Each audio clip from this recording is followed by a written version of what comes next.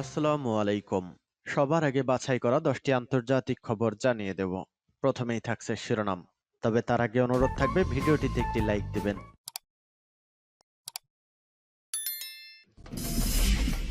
Russia Ukraine যুদ্ধের update সংবাদ জানিয়ে দিব সবার আগে। F-16 যুদ্ধবিমান নিয়ে পশ্চিমাদের কড়া হুঁশিয়ারি রাশিয়ার। এরপর জানিয়ে দেব বাইডেনের স্বৈরশাসক তকমার দাঁত ভাঙা জবাব দিলেন এরদোগান। এরপর থাকছে কাশ্মীরে অনুষ্ঠিত G20 বৈঠক বয়কট করবে চীন। এরপর জানিয়ে দেব বেশিরভাগ ইসরায়েলি মনে করে গাজার যুদ্ধে ইসরায়েল হেরে গেছে। এবং জানিয়ে দিব সর্বশেষ শিরোনাম, রাশিয়া ইউক্রেন যুদ্ধে নিজের অবস্থান পরিষ্কার করল সৌদি আরব। এতক্ষণ শুনছিলেন সংবাদ শিরোনাম, এখন শুনবেন সংবাদের বিস্তারিত। তো বন্ধুদের কাছে রিকোয়েস্ট রইল এই ভিডিওতে একটা লাইক দিবেন, আর ভালো লাগলে অবশ্যই বন্ধুদের মাঝে শেয়ার করে দিবেন। F-16 যুদ্ধবিমান নিয়ে পশ্চিমাদের কড়া হুঁশিয়ারি রাশিয়া। যুক্তরাষ্ট্র ইউক্রেনকে F-16 যুদ্ধবিমান দিলে মারাত্মক ঝুঁকিতে পড়বে পশ্চিমারা, এমন হুঁশিয়ারি দিয়েছে রাশিয়া। খবর আল জাজিরা। রাশিয়ার ডেপুটি পররাষ্ট্রমন্ত্রী আলেকজান্ডার গ্রুশকো বলেন, পশ্চিমা দেশগুলো যুদ্ধের মাত্রা আরো বাড়ানোর চেষ্টা করছে, এটা তাদেরকে মারাত্মক ক্ষতির মুখে ফেলবে। যুক্তরাষ্ট্র জানিয়েছে রাশিয়ার সেনাদের বিরুদ্ধে লড়াই জোরদারে ইউক্রেনকে F-16 যুদ্ধবিমান সহ আধুনিক সব যুদ্ধবিমান দিতে সহায়তা করবে দেশটি। এসব যুদ্ধবিমান চালানোর জন্য ইউক্রেনের বৈমানিকদের প্রশিক্ষণের ব্যবস্থাও করবে দেশটি। হোয়াইট হাউসের এক জ্যেষ্ঠ কর্মকর্তা বলেন, শুক্রবার জাপানের G7 সম্মেলনে মার্কিন প্রেসিডেন্ট জো বাইডেন এই সিদ্ধান্তের কথা জানান। বাইডেনের এই পদক্ষেপকে স্বাগত জানিয়েছে যুক্তরাজ্য, নেদারল্যান্ড, বেলজিয়াম ও ডেনমার্ক। গত কয়েক মাস ধরে ইউক্রেনের প্রেসিডেন্ট ভলোদিমির জেলেনস্কি যুদ্ধবিমান চেয়ে আসছিলেন। তিনি বলেন, সিদ্ধান্তটি নেওয়া হলে আকাশপথে আমাদের বাহিনী ব্যাপকভাবে শক্তিশালী হবে।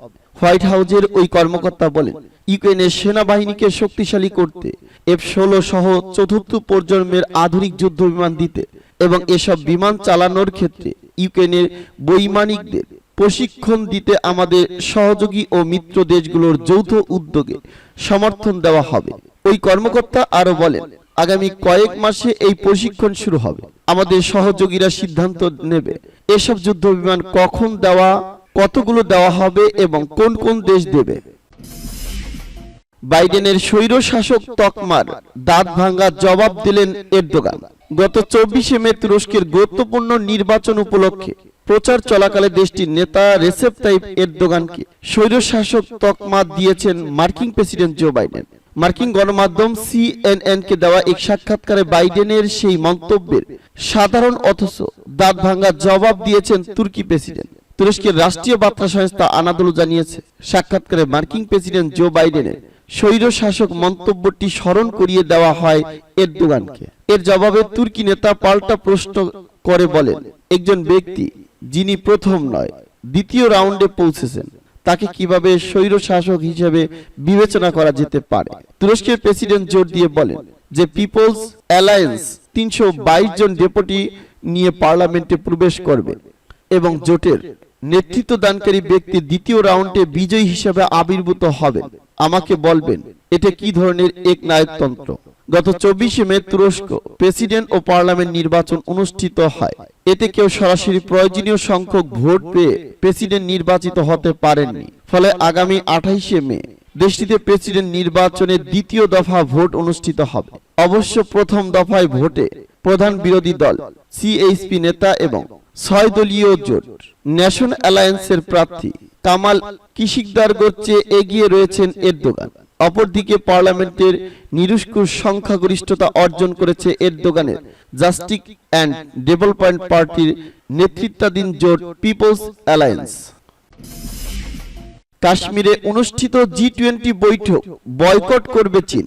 ভারতের আয়োজনে কাশ্মীরে অনুষ্ঠিত হতে যাচ্ছে G20 পর্যটক বৈঠক, তবে এই বৈঠককে বয়কট করবে বলে জানিয়েছে চীন।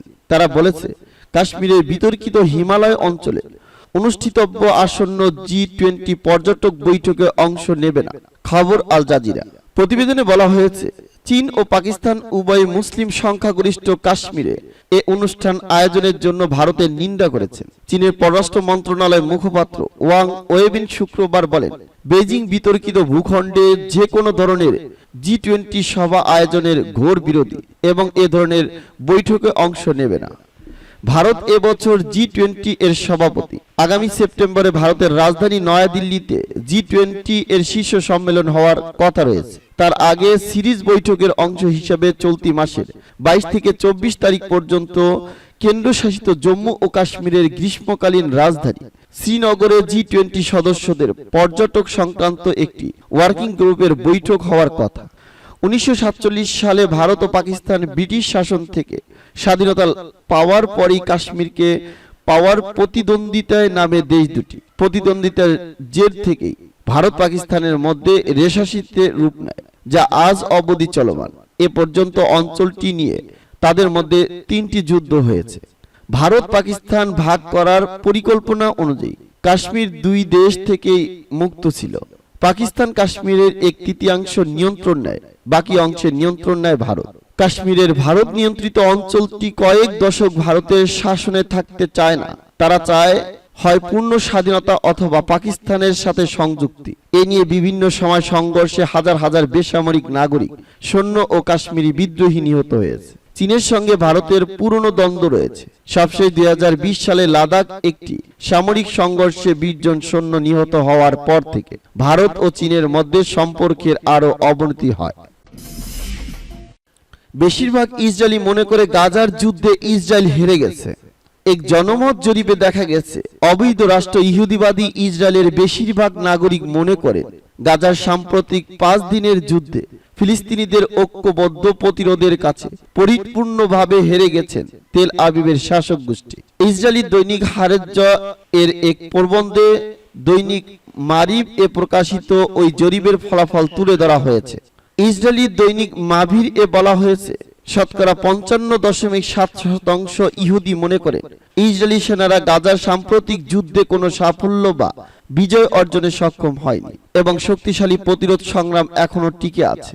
অবশ্য জরিপে অংশগ্রহণকারী 32.1% ইসরায়েল মনে করে ইসরায়েলি সেনারা এই যুদ্ধে বিজয় অর্জন করেছে। ইহুদিবাদী ইসরায়েল যে ঘরে বাইরে নানা সংকটে জর্জরিত তা এখন কেবল প্রতিরোধ আন্দোলনের দাবি নয়, ইসরায়েলি মাধ্যম গুলোও তা স্বীকার করেছে। ঘরোয়া রাজনৈতিক সংকট থেকে ইসরায়েলিদের দৃষ্টি অন্যদিকে ফেরাতে নেতানিয়াহু গাজার উপর চাপ দিলেও শেষ পর্যন্ত পরাজয় স্বীকার করে জিহাদ আন্দোলনের শর্ত মেনে যুদ্ধবিরতি মেনে নিতে বাধ্য হয়েছে। এটা স্পষ্ট ইসরায়েলের চূড়ান্ত পতন ক্রমেই ঘনিয়ে আসছে এবং তা অসাধারণ গতিতে এগিয়ে আসছে। আসলে বর্ণবাদী ও অবৈধ কোনো অস্তিত্বকে বলদর্পিতা বা গায়ের জোরে কোনো এক জাতির উপর দীর্ঘকাল ধরে চাপিয়ে রাখা যায় না।